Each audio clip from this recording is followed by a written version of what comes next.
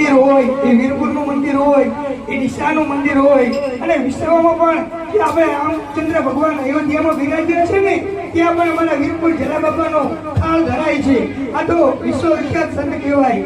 આપણે ભાઈશ્રીને તમે વાઢામાનું ભગવાનનું કહો છો, તમારા જલા બાપાના ચરણોમાં મસ્તક સમર્પિત કરી યાદ કરજો કે તમારી કેટલા સમયમાં સારું કાર્ય કરે છે. એ જ પ્રાર્થના. શૈલેષભાઈ, અમારા રફીકભાઈ તો 2015 માં વાઢામેળું ભાગી ગયું છે. હવે બીજી વાર તો ના હોય. હવે એમને આમ તો મારી ભાષામાં વેડી કહેવાય.